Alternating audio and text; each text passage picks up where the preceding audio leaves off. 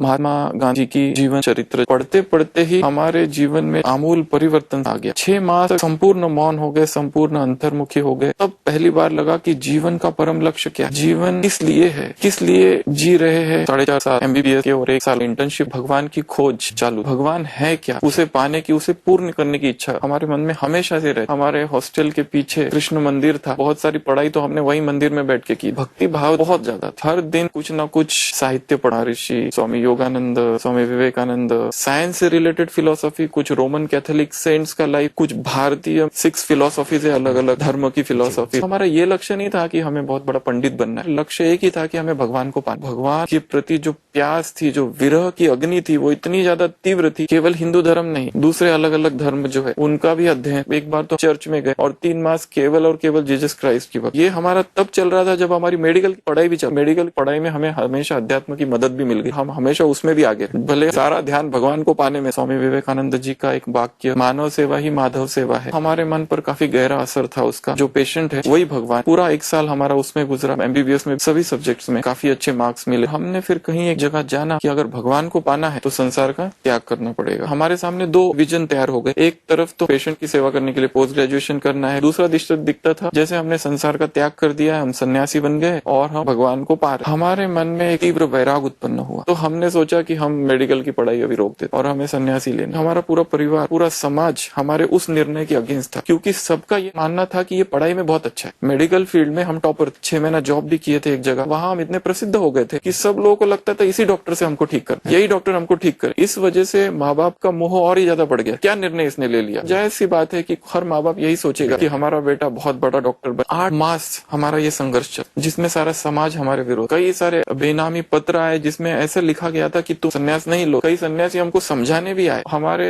बहुत सारी कुंडलियां निकाली गई, बहुत सारी सत्यनारायण की पूजा वगैरह हुई, सब कुछ किया गया हमको रोकने के लिए। समझ में आ रहा था कि ये जो कर रहे राइट कर रहे, पर हमारे अंदर इतना तीव्र वैराग उत्पन्न हो गया था। पेशेंट की भी सेवा करनी थी, परंतु वो भाव भी वहाँ विलीन हो गया। ये सारा जो संघर्ष था एक तरफ, दूसरी तरफ हमने एक सत्संग में सुना कि जीवन का एकमात्र लक्ष्य है भगवान की प्राप्ति। वो इतना छप गया था हमारे अंदर कि जब तक हम भगवान को नहीं पाए हम नहीं रुकेंगे। इसी दरमियान हमारी जो बड़लौकिक बहन वो ज्ञान में आ गई थी, ब्रह्मा कुमारी। जब हम उससे प्रश्न पूछते थे तो उसे उत्तर नहीं देने आता, तो हमको लगता था कि शायद ये ज्ञान अपूर्ण है। हमारा विरोध तो नहीं था, हमें बहुत अच्छा लगता था, केवल और केवल भगवान को ही पाना है। जब ऐसी अवस्था हमारी हो गई थी तब फिर हमने सोचा कि हमें अब जाना तो है, कहाँ जाए। बहुत सारी संसार में संस्था है, तो हमने उसमें से एक संस्था को चुना और सोचा हम वहां जाएंगे। हमारी लौकिक बहन ने हमसे कहा जाने से पहले एक बार माउंट आबू होके जाना। इतना वैराग कि जैसे हमें संसार का कुछ भी नहीं चाहिए और केवल भगवान की प्राप्ति करनी है बस। इस अवस्था में हम माउंट आबू पहुंचे। 30 तारीख नवंबर मास 2003 ब्रह्मा कुमारी का जो मुख्यालय, यहाँ जो अवतरण का प्रोग्राम होता है उसमें हम सीधा, हमको तो ये भी नहीं पता था क्या होने वाला। हम सीधा जाके डायमंड हॉल बैठे रहे 3 बजे से लेकर रात को 11 बजे तक। तब तक बैठे रहे जब सारी सभा उठ नहीं गई और हम रो रहे थे। उस दिन हमें एक ऐसा अनुभव हुआ अशरीरीपन का। लंबा समय तक हमने एक आवाज सुनी कि तुम जिसे ढूंढ रहे हो वो मैं हूँ, मैंने तुमको यहाँ लाया। हमारी आंखों से आंसू बह रहे थे। जो स्टेज थी उसमें एक महान, एक दिव्य प्रकाश है केवल। और जिन जिन को हमने पढ़ा, तुलसीदास, मीरा, महाराष्ट्र के संत महात्मा बुद्ध, विवेकानंद, श्री रामकृष्ण परमहंस, इन सबको हम जैसे स्टेज पर देख रहे हैं, जैसे कह रहे हैं कि तुम जिसे ढूंढ रहे हो ना ये है। अब हमें तो पता नहीं था ये कौन है, हमें ये भी नहीं पता था ये भाषा कौन सी है, वो हिंदी में चल रहा है या कौन सी भाषा में चल रहा है।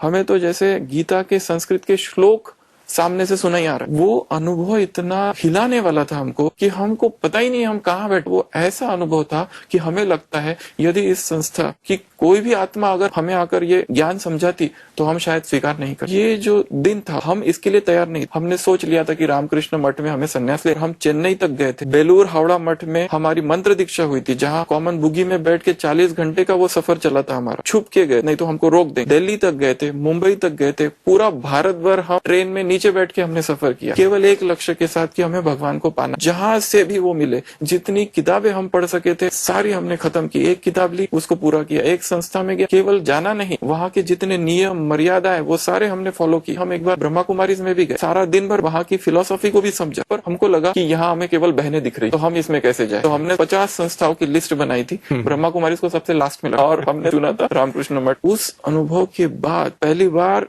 हमें नींद आई। जो हमारा एक विरह अग्नि चल रहा, 3 दिन हमने बीच में ऐसे बिताए थे, मीरा की अवस्था, कृष्ण प्रेम में जो पागल 3 मास जीसस क्राइस्ट, कभी भगवान की माँ के रूप में हमने भक्ति की थी, जैसे श्री रामकृष्ण परमहंस ने भक्ति की। अलग अलग जगह से अलग अलग संबंध में उसको याद किया था, पर उसका संपूर्ण परिचय नहीं था। तो यहाँ जब हम आए, हम बैठे और खो गए। और वो अनुभव ऐसा था कि उसके दूसरे दिन हमने ये निर्णय कर लिया, बस हम यही, इसके बाद हमें कहीं नहीं जाना है। जब हमको साइट सीइंग के लेके गए और बहन जी ने कहा ये ग्लोबल हॉस्पिटल है, तब हमको लगा कि बस अब मुझे यहीं जाना। तब हमको याद आया कि हम डॉक्टर, इतना वो विस्मृति हो गई थी। और फिर उसके बाद ही यहाँ ज्वाइन कर लिया। घर पे हमने जब बताया संन्यास कैंसिल, तो वो भी बहुत खुश हो गए कि चलिए कम से कम डॉक्टर तो रहेगा, हमारा बेटा गिरवे वस्त्र धारण नहीं करेगा। संसार में जितने भी मठ हैं, पंथ हैं, संप्रदाय हैं, धर्म हैं, सभी ये कहते हैं कि ईश्वर का संपूर्ण ज्ञान हमारे पास है, या ईश्वर हमारे यहाँ ही आते हैं, यदि ईश्वर से आपको मिलना है तो हमारे पास आइए। तो व्यक्ति कंफ्यूज हो जाता है कि जाएं तो जाएं कहाँ, हमारी तो सारी उम्र ही निकल जाएगी सब जगह जाते रहने में। उनके लिए भी कुछ विशेष आप कहना चाहें? हम सारे धर्मों का अध्ययन किए, पहले सारी संस्थाओं में गए लगभग। हम ये अथॉरिटी के साथ कह सकते कि ये जो संस्था है लास्ट स्पिरिचुअल, ये जो संस्था है इसके आगे और कुछ नहीं। मैं ये केवल अनुभव के आधार से ही नहीं कह रहा हूँ, पहले मुझे अनुभव हुआ, परंतु मेरे अंदर एक तर्क बुद्धि भी थी। अनुभव ने तो स्वीकार कर लिया कि यही सत्य है। बाद में वो जो शास्त्रों की बातें, वो जो साइंस की बातें, उसके लिए मुझे थोड़ा संघर्ष करना पड़ा, उसके लिए मुझे इसकी गहराई में जाना पड़ा। मैंने देखा कि एक तरफ अध्यात्म और एक तरफ विज्ञान, इन दोनों को जैसे जैसे जोड़ा, जो राजयोग मेडिटेशन सिखाया जाता है, वो हमने केवल अनुभव नहीं परंतु उसको फिर साइंस से जोड़ के देखा कि क्या होता है, तो पाया कि उसके एंड में भी वही हमको परिणाम मिले जो कि वो अनुभव से हुए। आज संसार में हर 100 किलोमीटर में एक नई संस्था है। ये कौन है तो कहते ये उसका अवतार है, ये उसका अवतार, ये भगवान है, वो भगवान है, कोई कहते हम ही भगवान है। ऐसे अनेक अनेक संस्थाएं, अनेक अनेक मठ, अनेक अनेक पंथ, अनेक अनेक बातें हैं। सत्य क्या? सत्य स्वयं के अनुभव से जो आपको हो जाए वो सत्य। स्वामी विवेकानंद ने एक जगह कहा है, रिलीजन इज डीप रियलाइजेशन। मैं ये नहीं कहूंगा कि आप आके यहाँ की सारी बातों को बिलीव कर लो, जब तक आपको अनुभव ना हो जाए उस बात का, तब तक उसे स्वीकार नहीं करो। वो अनुभव अगर आपको हो गया तो चाहे सारी दुनिया आपको कह दे कि यह असत्य है, फिर भी आप उसे नहीं छोड़। कई लोग की तर्क बुद्धि होती, जब तक आप उसको माइक्रोस्कोप के अंदर नहीं दिखाओगे वो स्वीकार नहीं करें। तो आप यहाँ आए, यहाँ का जो भी ज्ञान है इसे अंधश्रद्धा के रूप में स्वीकार ना करें। एक एक जो बात है यहाँ, अगर आप उसे साइंस की कसौटी पे कसे तो आप आएंगे कि वो खरी सिद्ध हो। सुबह लगभग 4 बजे कोई मरीज आया, हम मेडिटेशन कर रहे थे, मरीज को काफी सांस लेने में दिक्कत हो रही थी, उनको वेंटिलेटर पे डालना पड़ा। मेडिटेशन की प्रोसेस अंदर ही अंदर चल रही और ऊपर से सब कुछ कर रहे हैं जो कुछ पेशेंट के लिए किया जाए, वो करके वापस वहां से आए। फिर हमने संकल्पों के कुछ प्रयोग उस पेशेंट के लिए, खास जिसको मैं अभी अभी देख के आया हूँ, मैं शक्तिशाली वाइब्रेशन उसके लंग्स को दे रहा हूँ, क्योंकि लंग्स में पूरा पानी भर गया, लेफ्ट वेंट्रिकुलर फेलियर, ईसीजी में भी चेंजेस थे, तो हार्ट का इश्यूज हो सकता है, बहुत सारी चीजें थी उसको। हमने उसको पॉजिटिव पावरफुल हीलिंग के वाइब्रेशंस दिए। जब हम 9 बजे आए राउंड के लिए तो देखा पेशेंट फुल्ली कॉन्शियस है, सारे रिलेटिव्स आगे एकदम हमारे चरणों में गिरने लगे। हमने कहा ये कौन है,